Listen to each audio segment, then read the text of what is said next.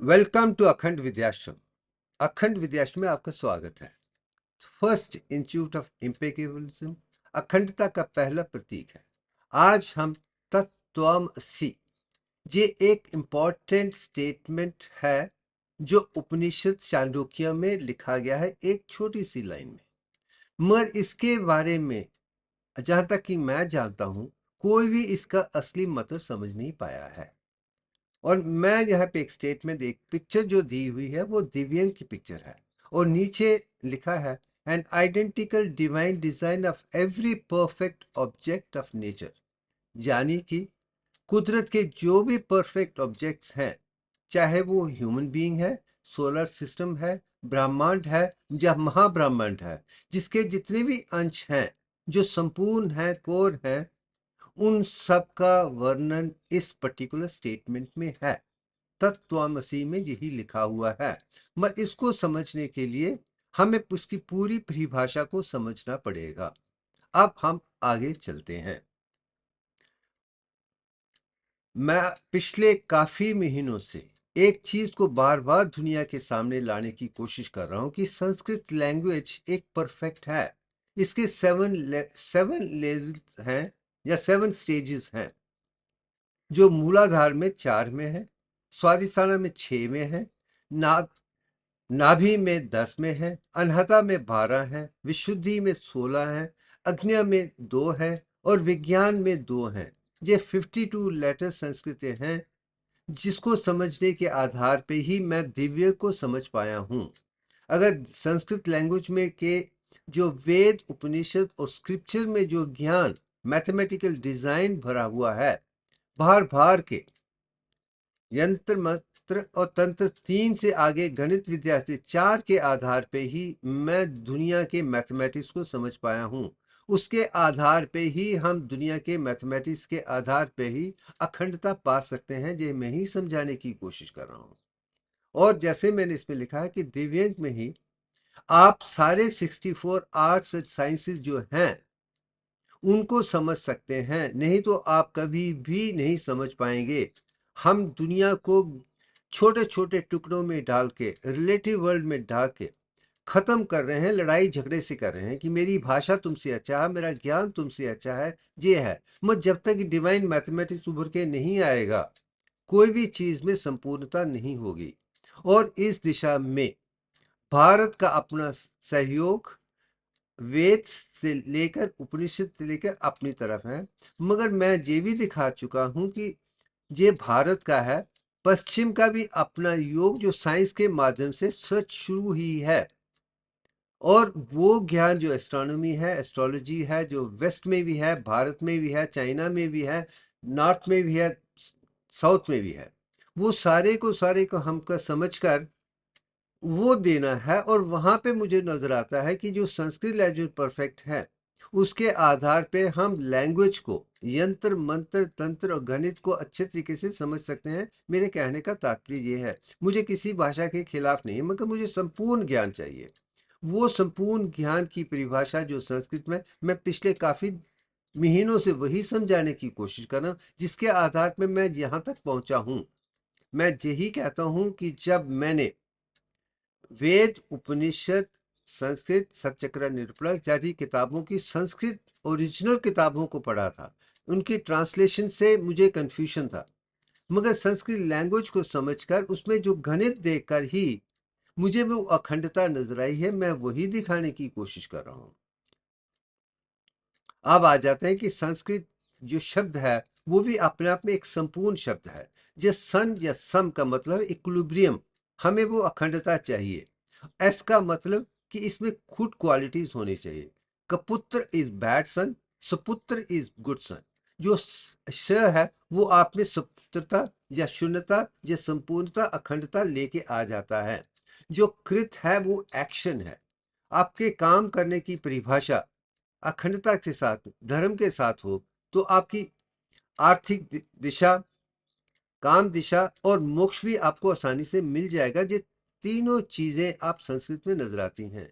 और दूसरा, वेद को हम श्रुति कहते हैं, directly heard from divine source. जो संस्कृत की भाषा के 52 अक्षर हैं वो आकाश के अक्षर हैं, इसलिए अक्षर को आकाश के साथ, ये ईश्वर की भाषा है। जो ईश्वर की भाषा को समझकर अपने अंदर अनुभव कर लेगा, उसी को ही संस्कृत के तरीके से दुनिया के सामने पेश किया गया है। इसलिए मैं मानता हूं देवनागरी को भी डिवाइन नेचर ही कहा जाता है। वो स्क्रिप्ट भी देवनागरी है कि यही ईश्वर की भाषा है, जिसमें ईश्वर के साथ जुड़ने की, निरंकार निर्गुण ब्राह्मण को सुनने की क्षमता है।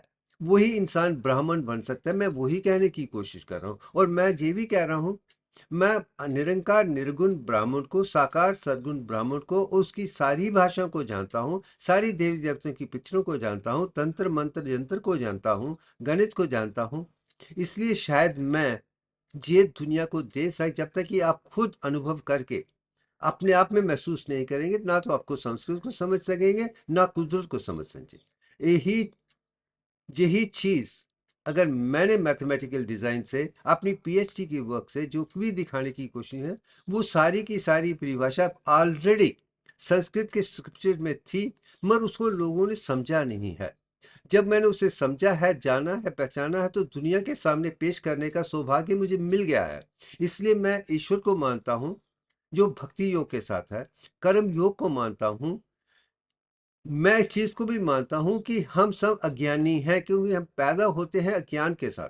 हमें कोई नॉलेज नहीं, वो थर्ड स्टेप है। उसके बाद ज्ञान है, जो फिलॉसफी उभर के आती है। उसके बाद साइंस, विज्ञान में उभर के आता है। उसके बाद प्रज्ञान, जो रिलेटिव वर्ल्ड से आपको इम्पेकेबल विजडम पे ले जाता है। अंत में सब आप एक ही तरीके से देखते हैं जी, 7 स्टेप ही आपको आगे ले जाएंगे। और जब तक कि सब के सब नहीं जानते हैं, आप संपूर्ण इंसान भी नहीं बने, मानव भी नहीं बने। मैं यही दिखाने की कोशिश, अगर हम में शुद्ध मानव बनना है तो हमें कहीं ना कहीं ब्राह्मण बनना पड़ेगा। मैं ये जाति की बात नहीं कर रहा हूं। ब्राह्मण वो है जो ब्राह्मण को जानता है, ईश्वर को जानता है, परमात्मा को जानता है। और इसी चीज को समझने के लिए संस्कृत के ने मेरी मेरी मदद की है, मेरी सहायता की है, वो पाने के लिए। इसलिए मैं इस भाषा को समझकर इससे ही लिया है, जे अपना आग्रह कहिए या विश्वास कहिए, या मैं उसका आभार प्रकट करने की कोशिश कर रहा हूं कि ये भाषा ना होती, ये स्क्रिप्चर्स ना होते, ये ऋग्वेद यजुर्वेद ये ना होते, तो शायद मैं कुदरत को कभी भी नहीं समझ पाता। आप आगे चलते हैं। अब मैं 4 महावाक्यस, 4 ग्रेट स्टेटमेंट की बात करना चाहे, जिसमें 4 वेदों का वर्णन है और 4 उपनिषद का नाम दिया हुआ है, और उसके साथ कौन सी करस्पॉन्डिंग फिलॉसफीज है, वो चीज आप इस पिक्चर में देख सकते हैं। ये पिक्चर मेरी नहीं है, मैं साफ शब्दों में कह रहा हूं, ये पिक्चर मैंने नहीं बनाई है। ये किसी और महापुरुष ने लिखकर गूगल में डाली हुई है, जिसमें पहला एक स्टेटमेंट है, दूसरी वेद है, तीसरा उपनिषद है, चौथा कौन सी टाइप है, उसके मीनिंग क्या है, फिलॉसफी क्या है। अब ये जो 6 चीजें उभार के आई हैं, उसको सावंती 7वां रंग देने का काम अब मेरा आ गया है। अब इसको 4 स्टेटमेंट को, 4 वेदों को, 4 उपनिषद को, और उसके साथ जुड़ी फिलॉसफी, और उसके आगे हम कहां तक जा सकते हैं, कैसे कुदरत को जान सकते हैं, गणित विद्या को जान सकते हैं। अब इसी चीज को, तत्त्वमसि को समझने की कोशिश करते हैं। सबसे पहले जो महावाक्य महावाक्य है, ग्रेट स्टेटमेंट है, वो ऋग्वेद में है। जो पहला उपनिषद, वो सबसे पुरानी लिखी किताब है, वो संस्कृत में लिखी गई है। और उसका वर्णन आइत्रिया उपनिषद में ऋषि या महर्षि आइत्रिय ने बड़ी खूबसूरती के साथ किया है। अगर ऋग्वेद को मैं देखता हूं तो उसमें मुझे एटम, एलिमेंट, मॉलिक्यूल, कंपाउंड और सेल्स और कुदरत की हर परिभाषा नजर आती है। वो संपूर्ण ज्ञान है, और गायत्री मंत्र भी वहीं से शुरू हुआ है। वो भी समझकर मैं समझ पाया हूं। मगर उस ऋग्वेद का असली ट्रांसलेशन, जो एसेंस है, वो आइत्रिय उपनिषद में ही है। और महर्षि आइत्रिय ने बड़ी खूबसूरती के साथ महापुरुष के तरीके से या कॉस्मिक पुरुषा के तरीके से वो समझाने की कोशिश कीजिए। मगर मैं इतना भी जानता, ना लोग ऋग्वेद को समझ पाए हैं और न ही आइत्रिय उपनिषद को समझ पाए हैं। जो भी ट्रांसलेशन इन दोनों के दुनिया में है, वो सारे अधूरे हैं, गलत हैं, और लोगों ने अपने तरीके से दिखाने की कोशिश की। फॉर एग्जाम्पल, आयत्रीय मुर्शिद में एक शब्द का इस्तेमाल किया है, अपाना। अपाना, अब अपाना का मतलब ये है कि जिससे चीजें बाहर जाती हैं, जो जिस्म की गलती को बाहर फेंकता है वही अपाना है, चाहे वो फीकल मैटर हो, यूरिन हो, या मेंस्ट्रुअल साइकिल हो, या जो भी चीजें जीव से बाहर जाती हैं वो अपाना से जाती हैं।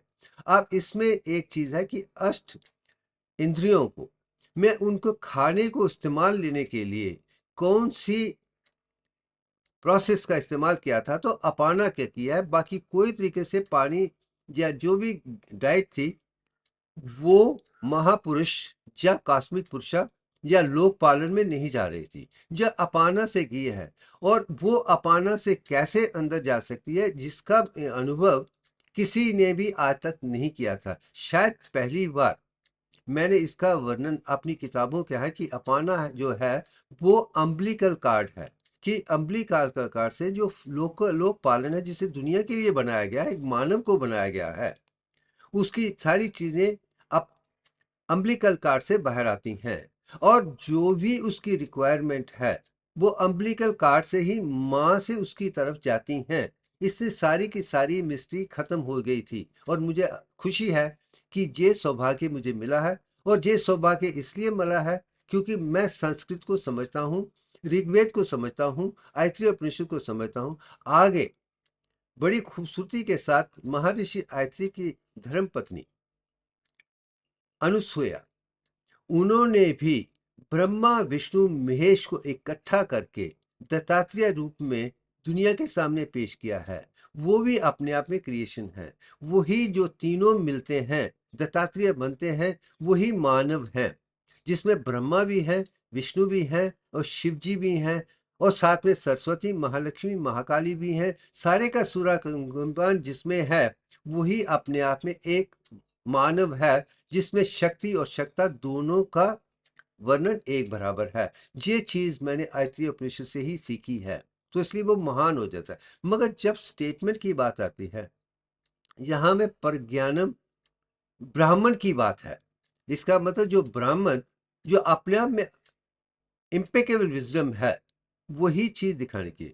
जब प्रज्ञानम को मैं अपने आप से प्रज्ञान लिखता हूं, जैसे प्रज्ञान इज विजडम, तो एब्सोल्यूट विजडम ही ब्राह्मण है। ये ही ऋग्वेद और आयत्रीय उपनिषद का सारांश है।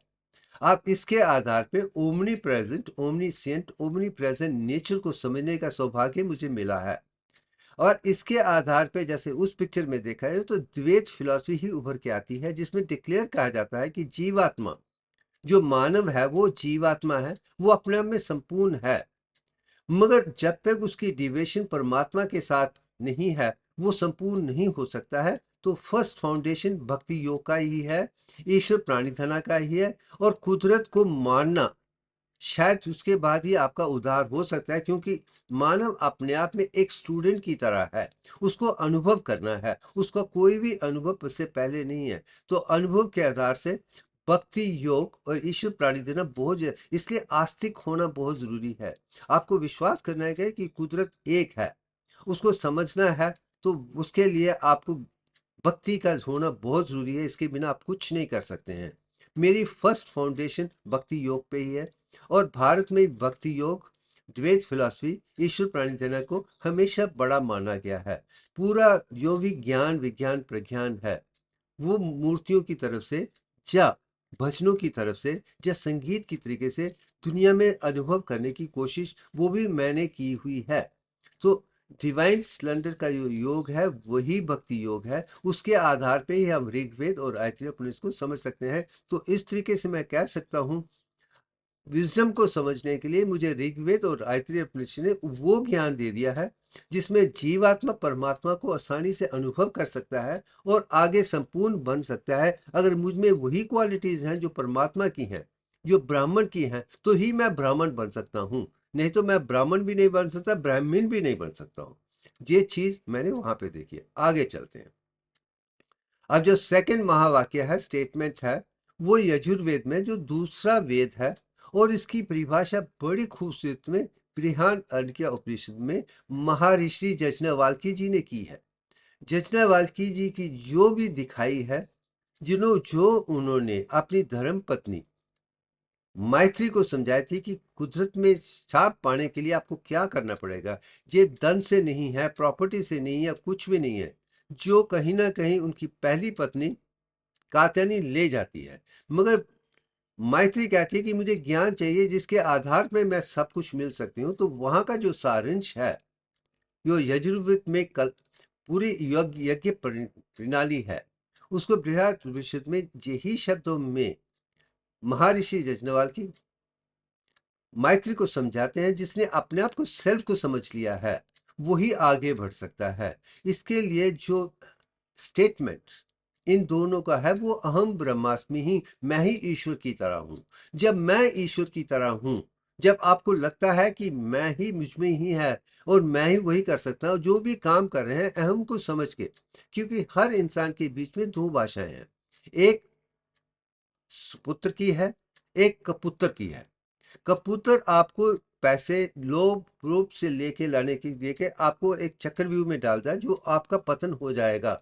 मगर जो सुपुत्र है, जो अंतरात्मा आप हर इंसान के अंदर है, वो आपको सुपुत्र बनाती। ये परिभाषा मैंने महसूस किया है कि शिवभूषण शर्मा बचपन से लेकर हमेशा अपनी आत्मा की आवाज सुनता है और आत्मा हमेशा एक सुपुत्र की तरह मुझे दिखाती रहती है कि अच्छे और बुरे के अंतर क्या है। वो अच्छे को पकड़कर ही मैं बचपन से लेकर यहाँ तक पहुंचा हूं। जब आप अपने आत्म में अहम ब्रह्मास्मि अपनी अंतरात्मा के साथ नहीं जुड़ेंगे तो आगे नहीं बढ़ेंगे। इसी चीज से आप निरंकार निर्गुण ब्राह्मण को भी समझ सकते हैं, साकार सरगुण ब्राह्मण को भी समझ सकते हैं। इस सब का आधार सनातन धर्म ने दूसरी फिलॉसफी के साथ दुनिया को दिया है, जिसे अद्वैत फिलॉसफी कहा जाता है, मोनोथिज्म है। इसका मतलब जैसे द्वैत में मैं और ईश्वर दो अलग हैं, अद्वैत में मुझ में ही अंतरात्मा है जो मुझ में संपूर्ण है। ये विश्वास अद्वैत विश्वासी का है और मोनोथिज्म का है, ये मुझ में है। ये भी कहीं जैसे भक्ति आपको संपूर्ण दिखाएगी, आप ईश्वर से सीखेंगे। जहां पे भी आप ईश्वर को अंतरात्मा के माध्यम से देखें, जब अंतरात्मा आप एक जीवात्मा अंतरात्मा एक हो जाती, वही अद्वैत फिलॉसफी में है। उसके आधार पे आप अपने आप में एक परफेक्ट मानव बन सकते हैं। इसके लिए ज्ञान योग और डिवाइन नेचर को समझना जरूरी है। इसी का नॉलेज अज्ञान और ज्ञान के बीच में दुनिया के सामने पेश किया है। वही नॉलेज है जो हमें सीखना है, अज्ञानता से ज्ञानता तक जाना है। ये अद्वैत फिलॉसफी में साफ शब्दों में लिखा है। वही समझकर मैं आगे बढ़ पाया हूं। जैसे कि ऋग्वेद में यजुर्वेद में महर्षि ऐत्री और अनसुईया जी आते हैं, तो बृहद में महर्षि यज्ञवल्क्य और मैत्री उभर के आते हैं।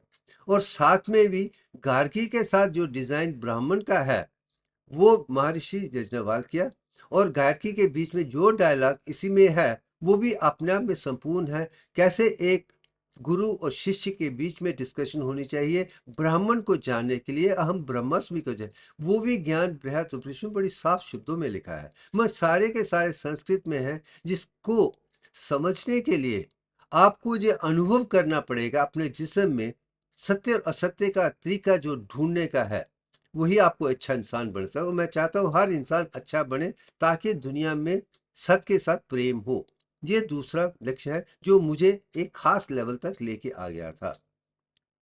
जब थर्ड सिस्टम, वैसे देखा तो सामवेद थर्ड है, मगर मैं सामवेद को नहीं ला रहा, मैं अधर्ववेद को पहले लेके आ रहा हूँ। थर्ड वाक्य है क्योंकि ये चीज भी मुझे समझने के लिए मौका मिला था।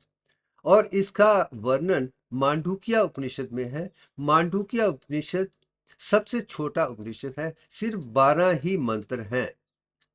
सबसे छोटा 12 ही मंत्र हैं, मगर 12 मंत्र में अयम आत्मा ब्राह्मण है, मेरे अंदर जो आत्मा ही ब्राह्मण है।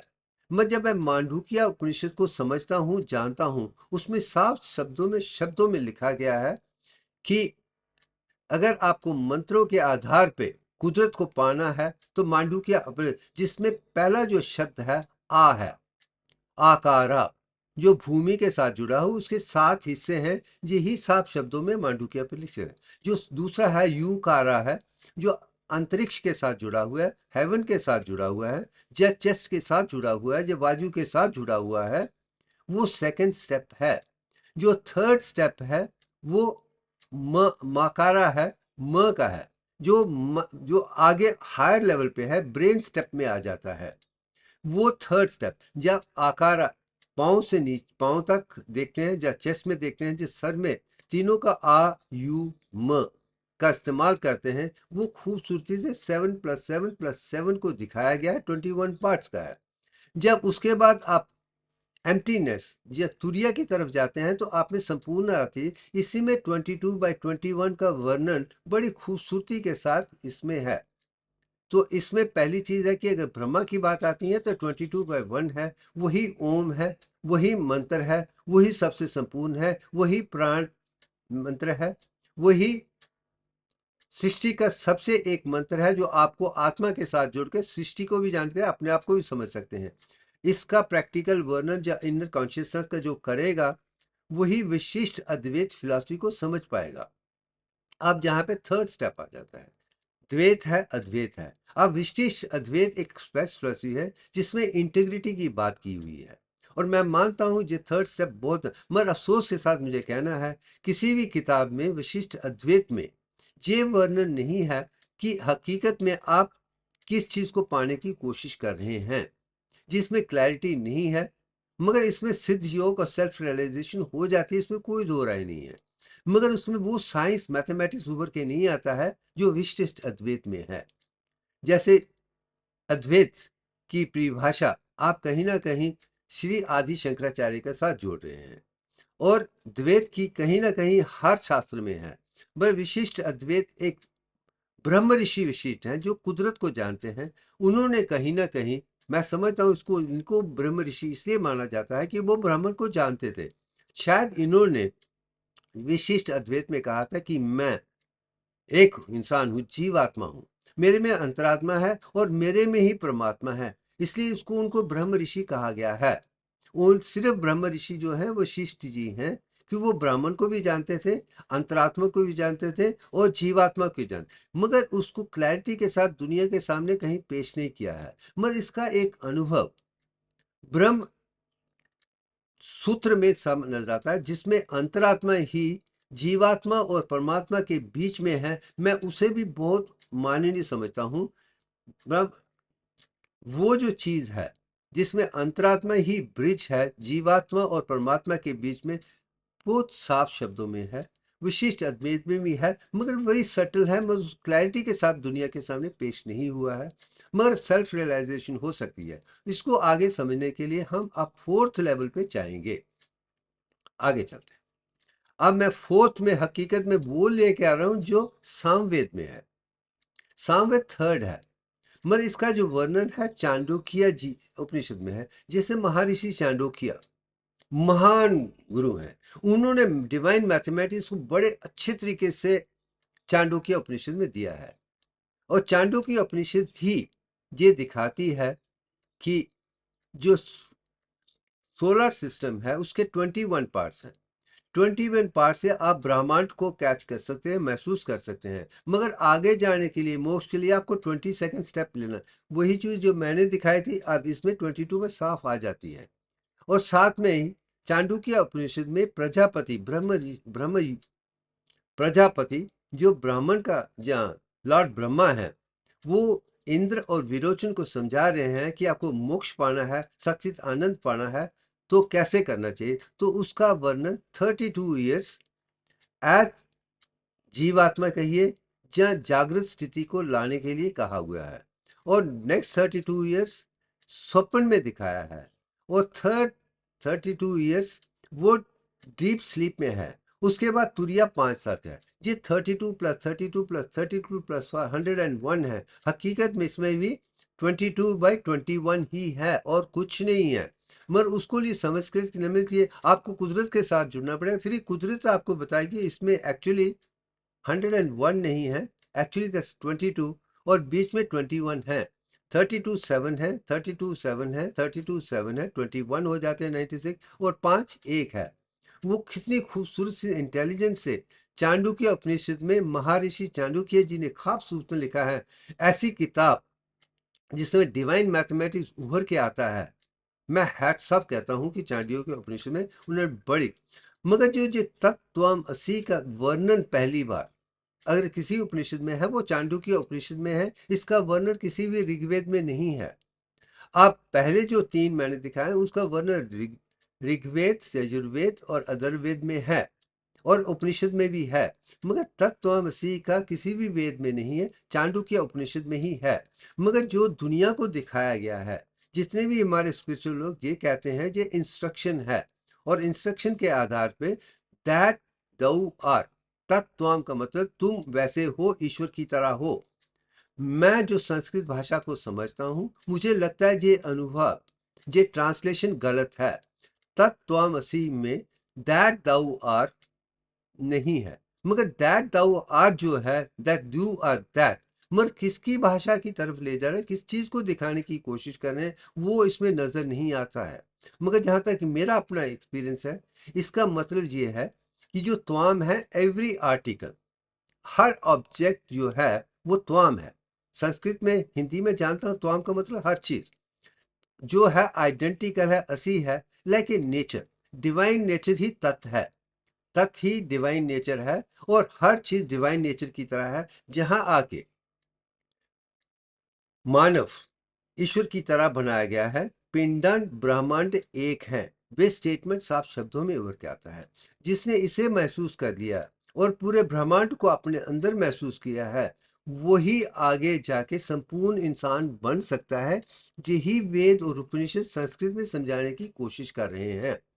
जो इसको अनुभव करेगा वही समझ पाएगा कि इसका मतलब हर चीज एक जैसी है। इसका एक मतलब ये है, अगर हर चीज आइडेंटिकल है तो पीछे डिवाइन मैथमेटिक्स होना चाहिए, क्योंकि जो भी संपूर्ण में तो एक ही मैथमेटिक्स हो तो आइडेंटिकल हो सकता नहीं, हो सकता है। इसलिए मैं गणित विद्या को चौथे लेवल को पहली बार एक स्पिरिचुअल साइंस तरीके में लाने की कोशिश। मैं धर्म पे विश्वास नहीं करता हूँ, मैं चाहता हूँ स्पिरिचुअल साइंस में है, जिस स्पिरिचुअल और स्पाइल दोनों की संपूर्णता गणित के माध्यम से, यंत्र मंत्र तंत्र और गणित के माध्यम से दुनिया समझेगी, फिर जाके दुनिया में संपूर्णता आएगी, ज्ञान एक बराबर होगा, सबको वही ज्ञान जिसमें किसी किस्म की कोई भी त्रुटि ना हो, कोई भी गलती ना हो।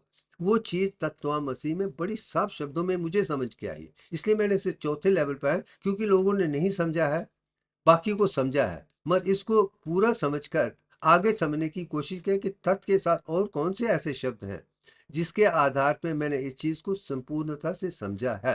अब आगे चलते हैं, अब आ जाते हैं तत्वमसि, सेम शब्द, जिसमें जो शब्द लिखा हुआ है आई एम दैट दो आर दैट, ये लोगों का मानना है, अद्वैत ट्रेडिशन की बात कर रहे हैं, ये स्टेटमेंट है, और मेरा मानना है ये ग्रेट स्टेटमेंट उपनिषद में है। इस मगर इसका इम्पेकेबल विजडम मैं उस तरह नहीं हूं, मैं पहले भी दिखा चुका हूं, दोबारा यही रिपीट कर रहा हूं, मगर आगे चलते हैं। अब मेरा जेन्युइन मानना है कि इसका तत्व का पहली बार वर्णन, अब मैं शब्द तत्व पे आ रहा हूं, तो हम असी को छोड़ दीजिए, तत्व को ही समझेंगे तो आगे बढ़ पाएंगे।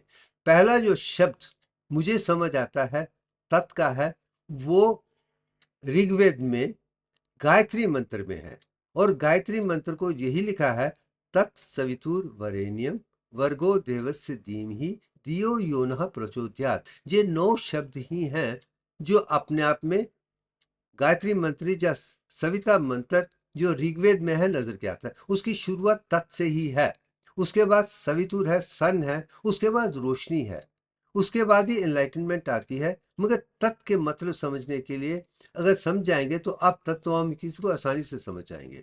इसलिए मैंने जो मीनिंग दिया वो है, उसके आधार पे ही वो जो डिवाइन मैथमेटिक्स है वो दिव्यांक है, जो जीवन में पहली बार 2015 को मेरे 70-60 साल के अनुभव के आधार पे दुनिया को मिला है। वही संपूर्णता हम दिखाने की कोशिश, वही सिंबल मैंने शुरू में दिखाया हुआ है, अंत में फिर दिखाऊंगा। अब आ जाते हैं कि ऐसे स्टेटमेंट्स हैं जो संस्कृत के स्टेटमेंट हैं और हम बार बार इस्तेमाल करते हैं। जब भी कोई हमारे पाँव पे पड़ता है, हमसे आशीर्वाद मांगता है, तो हम यही कहते हैं तथास्तु, लेट इट बी सो। ये दुनिया मानती है। मैं आपसे पूछ रहा हूं कि मुझे ये चीज मिलनी चाहिए, और हमारे बुजुर्ग कहते हैं तथास्तु। वो इसलिए मुझे लगता है कि जिसका मतलब लेट इट बी सो, अगर हम वैसे देखेंगे तो वो तथास्तु को नहीं समझ पाए हैं। अगर वो समझते हैं कि तुमने मुझसे पैसा मांगा तो लेट इट बी सो, तो मैं उस किस्म की विचारधारा को नहीं मानता हूं। मैं समझता हूं कि मेरी कन्विक्शन के आधार से इसमें तथास्तु में वो नहीं होना चाहिए। Let the divine nature manifest it should be. अब मैं भी जो अपने बच्चों को, जो दूसरों को, जो जो मेरे मुझसे आशीर्वाद लेना चाहते हैं, मैं जब तथास्तु कहता हूं तो साथ में ये भी कहता हूं, जो आपके लिए अच्छा है, कुदरत के लिए अच्छा है, दुनिया के लिए अच्छा है, लेट दैट बी सो। जो आप पूछ रहे हैं मैं वो नहीं दूंगा, जो कुदरत समझती है कि सबके लिए अच्छा है, वो दिशा में तुम्हें ले जाए, मैं वो आशीर्वाद देता हूं। तो मुझे लगता है कि मेरी मेरी तथास्तु में जो ब्लेसिंग है, वो कुदरत को जानने की तरह, आपको स्पिरिचुअल साइंटिस्ट बनाने की तरह मैं यही समझाने की कोशिश, और बचपन से लेकर आज तक यही कहता हूं कि आप मुझसे जो पूछ रहे हैं मैं वो नहीं दूंगा, मगर कुदरत आपको संपूर्ण बना दे, यही मेरी परिभाषा है। ये एक स्टेटमेंट में मैं तत्व को समझा कि डिवाइन नेचर है, तो आपको डिवाइन बनना पड़ेगा अगर आपको सब कुछ पाना है। बाकी सब चीजें पेरिशेबल हैं।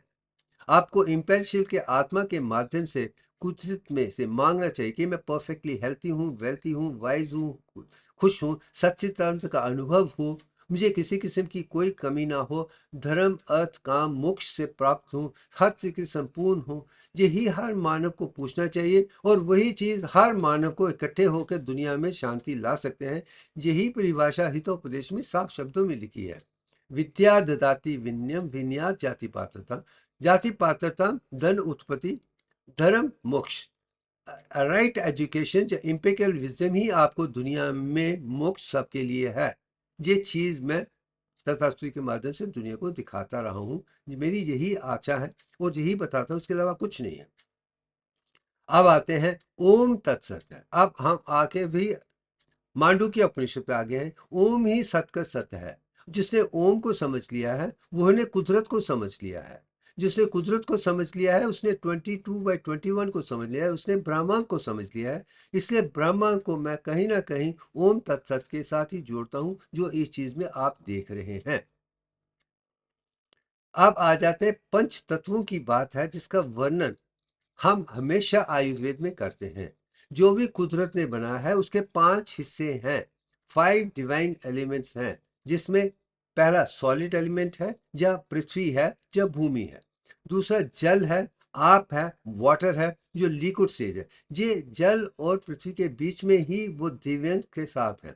उसके बाद फायर आ जाती है, अग्नि है, जिसका वर्णन ऋग्वेद में सबसे ज्यादा है। उसके बाद वायु आ जाती है, उसके बाद क्वांटिटी। ये 5 के 5 जिसने देख लिए, महसूस कर लिए, वही संपूर्ण हो सकता है। अब मॉडर्न साइंस से 3 ही थिंग को कहती हैं, सॉलिड, लिक्विड एंड गैसेस। मगर जो अखंड भारत कहता है, या सनातन धर्म कहता है, वो पंचभूतों की बात करता है, जिसमें सॉलिड भी एक स्टेज है, वाटर भी स्टेज है, अग्नि भी स्टेज है, वायु भी स्टेज है, और एसेंस भी स्टेज है, आकाश है। जो सबको समझेगा वही आप कुदरत का। यही चीज मैं तत्व में, इसमें भी तत्व है, तत्व और त्वा दोनों मिलके वो इकट्ठे होते हैं। ये भी, इसमें मैं तत्व को आसानी से समझ जाएगी, इसके भी 5 हिस्से हैं। अब आ जाते हैं ऋग, हमारे गायत्री मंत्र पे आ जाते हैं हम। अब वापस ऋग्वेद में आ रहे हैं। जैसे मैंने कहा था कि जो 10 मंडला में पहला जो गायत्री मंत्र है, या गायत्री सावित्री मंत्र है, मैं अब उसे दिखाने की कोशिश कर रहा हूं। इसका वर्णन आप नीचे देखिए, तत्सवितुर वरेण्यम वर्गो देवस्य धीमहि धियो यो नः प्रचोदयात्। इसमें 9 ही शब्द हैं, जिसका पहला वर्णन तत् ही है। जो इस तत्व को समझ लेगा, इसका मतलब ये तत्व है। तो तत्व के आगे क्या मतलब है, आप उसे समझने की कोशिश करते हैं, जो लॉर्ड ब्रह्मा जब प्रजापति करते हैं। जब ऋग्वेद के इस मंत्र पे, तत्व पे ब्रह्मा जी प्रजापति मेडिटेट करते हैं, सोचने की समझ करते हैं, इसके अंदर क्या छुपा हुआ है, वो अब नेचर की बात की तरफ चलते हैं, तो उसे समझेंगे तो आप तत्त्वमसि को आसानी से समझ पाएंगे। नहीं तो आप कंफ्यूजन में ही रहेंगे। तो तत्व को समझने के लिए जैसे ब्रह्मा जी करते हैं, उसके बाद जो ज्ञान उभर के आता है, वो यजुर्वेद में कैसे उभर के आता है गायत्री मंत्र में, आप उसको देखेंगे। आप यजुर्वेद में तत् के आगे भूर्भुवः स्वः लगाया गया है। इसका मतलब, तत् के मतलब ये है कि इसमें भूमि भी है, अंतरिक्ष भी है, और स्वर्ग भी है। और हम जानते हैं भूमि के 7 हिस्से हैं, स्वर्ग के 7 हिस्से हैं, और अंतरिक्ष के भी 7 हैं। 7 + 7 + 7 शब्द ही भूर्भुवः स्वः है, उसको तत् के आगे लगाया गया है। सो भूर्भुवः स्वः तत्सवितुर्वरेण्यम भर्गो देवस्य धीमहि धियो यो नः प्रचोदयात्। कहीं ना कहीं हम ईश्वर से वही एनलाइटनमेंट पूछ रहे हैं, एजुकेशन पूछ रहे हैं, जिसके आधार पे हम संपूर्ण होंगे। तो खूब देख लीजिए, तत्सवितुर्वरेण्यम भर्गो देवस्य धीमहि धियो यो नः प्रचोदयात् के आगे भूर्भुवः स्वः आपको नेक्स्ट लेवल पे लेके आ गया है कि तत् ही में ये तीनों हैं। तो 21 का आ गया। अब आगे चलते हैं। इसमें मैं दिखा रहा हूं कि भूमि है, उसके 7 हिस्से हैं, अंतरिक्ष के 7 हिस्से हैं, 7 हेवंस हैं जो 7 दिनों के साथ जुड़े हुए हैं। जैसे वो सन से शुरू होता है, उसके बाद मरकरी है, उसके बाद वीनस है, उसके बाद चांद है, उसके बाद मार्स है, उसके बाद जुपिटर है, उसके बाद सैटर्न है। ये 21 पीसेस हैं। मगर जब आगे जाना है तो आपको तुरिया की तरह वही चीज मांडुक्य उपनिषद में ओम के माध्यम से सिखाई दिया, जहाँ आकारा 7 है, युकारा 7 है, मकारा के 3 है, 20। आप जब ये समझ आ जाएगी, आप कुदरत को समझ सकेंगे कि सोलर सिस्टम में 21 पार्ट है, मगर बाहर जाने के लिए, मोक्ष के लिए, न्यू क्रिएशन के लिए 20 स्टेप जरूरी है। वही चाणक्य उपनिषद बार बार आपको दिखाने की कोशिश, हर लेवल में, डिफरेंट फेसेट में, चाहे आप जागरूक है वेकिंग कॉन्शियसनेस में, ड्रीम में है, स्वप्न में है, या डीप स्लीप में है, या तुरीय में है, यही चीजें अलग अलग तरीके से दुनिया को दिखाने की कोशिश चाणक्य उपनिषद में साफ शब्दों में है। वही चीज मांडुक्य उपनिषद में है, वही चीज बृहद उपनिषद में है, वही चीज आयत्रिया उपनिषद में है। यहाँ पे सारे के सारे इकट्ठे हो जाते हैं, क्योंकि वो संस्कृत का ज्ञान है, वो उन्होंने अनुभव किया था, इसलिए अनुभव को ही दुनिया के सामने देख, और जो चीजें इसी किस्म की दुनिया में देखी हैं, वो सबको मैं दुनिया के सामने पेश करने की एक कोशिश कर रहा हूं। यही शायद दुनिया के लिए संपूर्ण ज्ञान आगे बढ़ सकता है। अब आ जाते हैं कि गायत्री मंत्र। अब जैसे मैंने कहा कि ओम ऊपर क्या है, भूर्भुवः स्वः में भी ओम है, वही आकारा, युकारा, मकारा और तुरिया में दिखा है। इसलिए वह ओम को लगाने के बाद गायत्री मंत्र बन गया है। ओम भूर, और इस चीज का वर्णन मुझे मेरी अंतरात्मा ने 1995 में दिया था, जब उससे मुझे सिंबल बनाया था, सिंबल फॉर अखंड फाउंडेशन, मेरे अपने पर्सनल फॉर चैरिटेबल के लिए। और मुझे कहा गया था ये गायत्री मंत्र का सिंबल है। उसके बाद चलते चलते कैसे अखंड तक मैं पहुंचा हूं, वो दिखा चुका हूं। मगर शुरुआत जो है वो ओम की थी। वो आप ओम देख रहे हैं, दूसरे में भी ओम देख रहे हैं, मेरे सारे काम में ओम ही उभर के आता है। जिसने ओम को समझ लिया, इस मंत्र को समझ लिया, तो काफी हद तक आप गायत्री मंत्र तक पहुंच गए थे। ये वर्णन मैं बचपन से ही करता आ रहा हूं। इस मंत्र को मैं बचपन से ही, जब से मैंने उपनयनम किया है, गायत्री को अडॉप्ट किया है, तब से कर रहा हूं, और आज भी करता हूं, हमेशा करता रहा हूं। यही मंत्र मुझे हमेशा हर दुखी से बचाता है, इसमें कोई दो राय नहीं है। अब आगे चलते हैं। इस चीज का गायत्री मंत्र का मैंने इसमें लिखा है, तो इसके आधार पे आप ये कह सकते हैं, इसके आधार पे ही आपको ज्ञान, विज्ञान, प्रज्ञान सब मिल जाता है, और कुदरत को समझने का पूरा मौका आपको मिल जाता है। ये आप आराम से बाद में देखिए। अब आते हैं कि अब इस अनुभव को महसूस करने के लिए सेम प्रजापति लॉर्ड ब्रह्मा ने फर्स्ट मेडिटेट किया था। जो 7 चीजें उभर के आई हैं मांडुक्य उपनिषद के बाद, अब उन्होंने महागायत्री मंत्र के माध्यम से उसे और इम्प्रोवाइज करके हमको वो मंत्र दिया है जो हम अक्सर जानते हैं, और इसका वर्णन महानारायणी उपनिषद में है। अब इसमें 7 व्यातिस हैं। ओम भूर, ओम भुवा, ओम स्वा, ओम महा, ओम जना, ओम तपा, ओम सत्यम। ये 7 हैं, ये 7 लेवल्स हैं, जो भूमि के 7 हिस्सों को, अंतरिक्ष के 7 हिस्सों को और 7 हेवन को दिखाने की कोशिश करें। उसके बाद वही ओम तत्सवितुर वरेण्यम भर्गो देवस्य धीमहि धियो यो नः प्रचोदयात्, वही गायत्री मंत्र है जो ऋग्वेद में है। उसके बाद ओम अपो ज्योति रसोमृतम ब्रह्म भूर्भुवः स्वः ओम। ये मंत्र महानारायणी उपनिषद में साफ शब्दों में लिखा है। इसके आधार पे ही 7 चक्रों का वर्णन, या 7 लेवल का वर्णन, और कुदरत की 7 चीजों को समझने का सौभाग्य मुझे मिला है, जो संस्कृत के माध्यम से मैं आसानी से समझ पाया हूं। और देख पाया हूँ कि हर शब्द में वही है। जब मैं भूर कहता हूँ तो मैं अपने आप को भूमि के साथ कहता हूँ। जब भुवा कहता हूँ मैं अंतरिक्ष के साथ कहता हूँ। जुआ सतकंद स्वर्गलोक के साथ कहता हूँ। महा तो और आगे बढ़ता है, जना और आगे बढ़ता है, तपा और आगे बढ़ता है। अंत में मैं सत्य तक उसके आधार पे भी पहुंचा हूँ, इसलिए मैं समझ कर दुनिया के सामने पेश कर रहा हूँ। इसकी खूबी है, इसमें तो कोई राय नहीं है। अब आगे चलते हैं।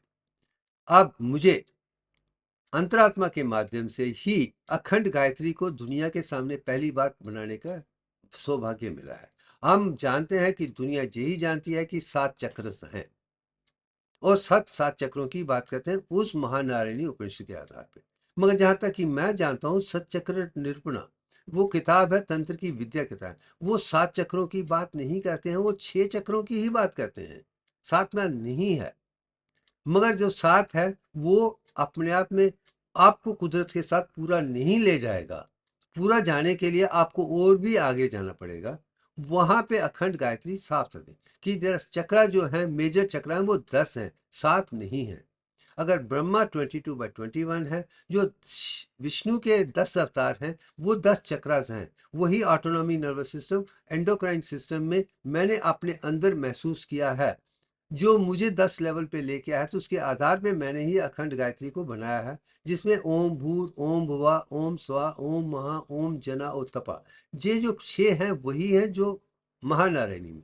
मगर बीच में ज्ञान, विज्ञान और प्रज्ञान को मैं लेके, क्योंकि हम अज्ञानता है, फिर ज्ञान तक जाना है, फिर विज्ञान तक जाना है, फिर प्रज्ञान तक। तो कहीं ना कहीं भक्ति योग, कर्म योग, अज्ञान, 3 चीज़ों के बाद उसके बाद ज्ञान उभर के आता है, उसके बाद विज्ञान साइंस उभर के आती है, उसके बाद एब्सोल्यूट विजडम उभर के आती है। उसके बाद ही आप सत्य के पास जा सकते हैं।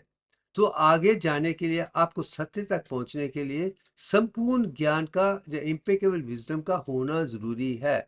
ये मैंने महसूस कर दिया था, और वो कहीं न कहीं गणित विद्या में ही नज़र आएगी। यंत्र, मंत्र, तंत्र और गणित चारों को जानेंगे, फिर ही जाके आपको अखंडता नजर आएगी। मैं वही दुनिया को दिखाने की कोशिश कर रहा हूँ। अब आगे चलते हैं। फिर वही मंत्र जो बीच का है, ओम तत्सवितुर वरेण्यम भर्गो देवस्य धीमहि धियो यो न प्रचोदयात्, वही है जो ऋग्वेद में है, इसमें कोई चैन नहीं। मगर जो अंत का पोर्शन है वो 10 स्टेजेस अलग हैं। उसमें पहले भूर, ओम भूर है, ओम बुबा, ओम सवात, वो तीनों ही हैं जो पहले हैं। उसके बाद रोशनी उभर के आती है, एनलाइटनमेंट उभर के आती है। उसके बाद वायु उभर के आता है, अग्नि के बाद ही वायु आती है। उसके बाद ही अमृता या क्विंटेसेंस उभर के आता है। उसके बाद ही आप जाके आदि पराशक्ति को समझ सकते हैं, जो 18 भुजा के साथ है। उसके बाद आप नीचे आते हैं तो गायत्री को समझेंगे, उसके बाद अदिति को समझेंगे, उसके बाद जीवात्मा को समझेंगे, फिर जाके आप आत्मा को समझ सकेंगे। तो अखंड गायत्री में 10 लेवल हैं, मगर वहाँ पे 22 ओम्स हैं। जिसने 22 ओम का अपने जीवन में अनुभव कर दिया है, वही इम्पेकेबल विजडम समझकर दुनिया को संपूर्णता दे सकता है। नहीं तो पॉसिबल नहीं है। नहीं तो तब तक हम डिवाइड एंड रूल की पॉलिसी करें, जो मैं दुनिया में देखता हूँ। और मैं चाहता हूँ साइंस, स्पिरिचुअल साइंस के माध्यम में दुनिया में अखंडता उभर के आए। यही मेरे जीवन का लक्ष्य है, इसके अलावा कुछ नहीं। जब आगे जाता हूं, इन सब का अंश दिव्यांक में है, द डिवाइन डिजाइन। जैसे मैंने अब कहा, 22/21 ब्रह्मा जी का नंबर है, 10 विष्णु जी का नंबर है, 0.344 शिव जी का नंबर है। ब्रह्मा विष्णु महेश जो माता गॉडेस अनुसुईया ने दत्तात्रेय के रूप में बनाया है, वही ब्रह्मा विष्णु महेश जिसमें है। और वही इक्वल नंबर देके आपको डिवाइन मैथमेटिक्स के मोस्ट अप्रोक्सीमेट डेसिमल वैल्यू देते हैं, जिसके आधार पे आप कुदरत को अच्छे तरीके से समझ सकते हैं।